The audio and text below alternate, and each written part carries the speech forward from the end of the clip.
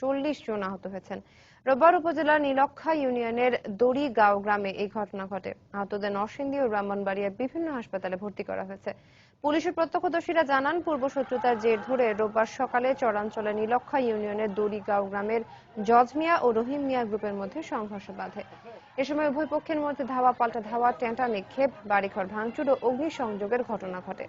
প্রায় 7 ঘন্টা ধরে চলা এই সংঘর্ষে উভয় পক্ষের অন্তত 40 জন আহত হন। পরে 2 শতাধিক রাউন্ড টিয়ারশেল নিক্ষেপ করে দুপুরের দিকে পরিস্থিতি নিয়ন্ত্রণে আনে পুলিশ। এই ঘটনার পর ওই এলাকায় অতিরিক্ত পুলিশ মোতায়েন করা হয়। এদিকে তৈরি পোশাক খাতে অস্থিরতার পেছনে হেফাজত নেতা আল্লামা আধিপত্য বিস্তার নিয়ে দুই দল গ্রামবাসীর সংঘর্ষে মহিলাসহ কমপক্ষে 80 জন আহত হয়েছে। পুলিশ ও এলাকাবাসী জানায়, দীর্ঘদিন থেকে রায়পুরা উপজেলার দড়িগাঁও গ্রামে আধিপত্য বিস্তার নিয়ে দক্ষিণ পাড়ার সাথে উত্তর পাড়ার লোকজনের বিরোধ চলছিল।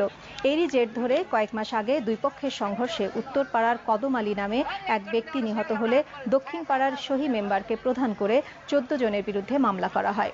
এই মামলা তুলে নেওয়া নিয়ে সকালে উভয় পক্ষ টেটা, বল্লম সহ দেশীয় অস্ত্র নিয়ে সংঘর্ষে জড়িয়ে পড়ে।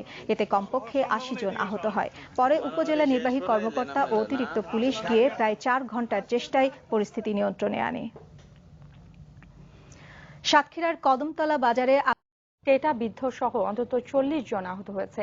এলাকাবাসী ও পুলিশ জানায়, সোমবার সকালে পূর্ব শত্রুতার জের ধরে উপজেলার নীলক্ষা ইউনিয়নের দড়িগাঁও গ্রামে জজ মিয়া ও রহিম মিয়া গ্রুপের দেশীয় অস্ত্র ও টেটা নিয়ে সংঘর্ষে জড়িয়ে পড়ে।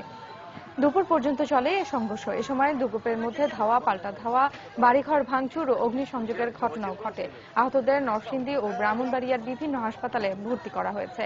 পরিস্থিতি নিয়ন্ত্রণে এলাকায় অতিরিক্ত পুলিশ মোতায়েন করা হয়েছে।